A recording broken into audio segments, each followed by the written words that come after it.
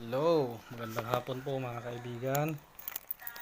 Ito po tayo sa isang customer natin ngayon.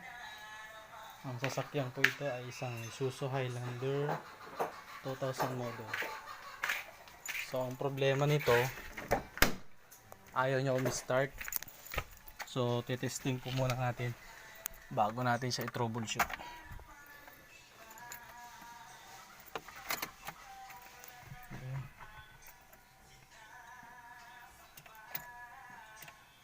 So ayaw niya mag-start po talaga mga kaip.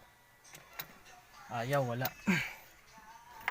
So titignan po natin yung kanyang volts kasi ito ay isang voltmeter.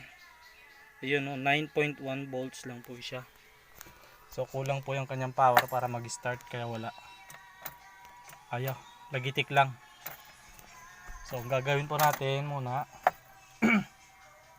i-charge po muna natin yung baterya para malaman natin kung ano ang problema, kung yung alternator ba ang problema o baterya o ang kanyang wiring. So tingnan po natin kung ano muna. I-charge po muna natin siya.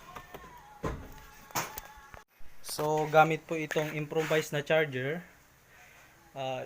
Ito ay charger na aming ginawa po lamang at hindi po ito yung binili. Ito ay assemble po lamang. I-charge po muna natin ang kanyang battery. Ayan. Try ulit natin paandarin. Baka galing aandar na siya.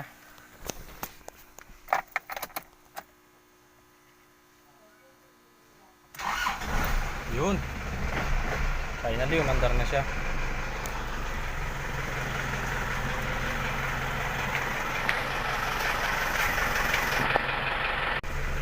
Ayan, umandar na siya.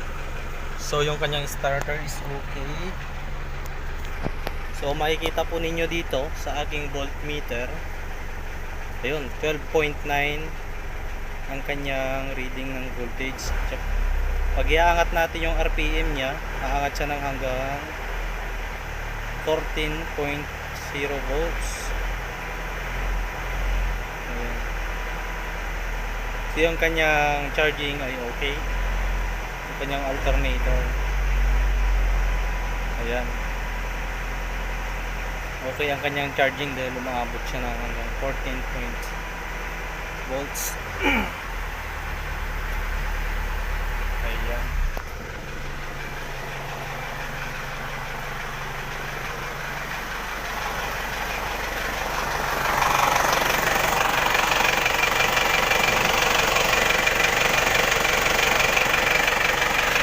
Ayan.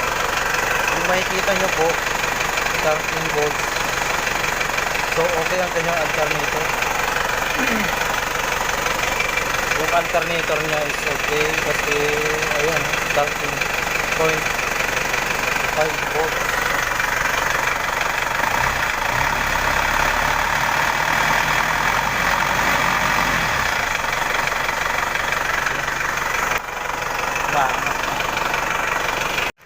So ang nakita kong problema nito, base sa aking pag-aanalisa, problema niya ay yung battery. Sa katagalan na rin siguro ng panahon, naluma na at kailangan nang ding palitan. So makikita nyo naman, no, maganda yung charging niya. Umaabot siya ng 13 point something na voltahe. So okay yung response ng alternator. Okay din naman yung starter. So yung battery natin ang problema. Nagsi-self discharge. Nagkukusang nagdi-diskarga. Kapag hindi na natin siya ginagamit, nagdi-discharge siya. Pero kapag ginagamit naman natin, kumakarga naman siya, kaya nagagamit natin siya. Yun nga lang, kapag ginarahin natin siya, malulobat na naman yung battery, so kailangan mag-charge. So yun lang, at advice ko lang sa mga may sasakyan na may ganitong problema, pag naramdaman na natin ng ganitong ating sasakyan, kailangan na nating magpalit ng battery.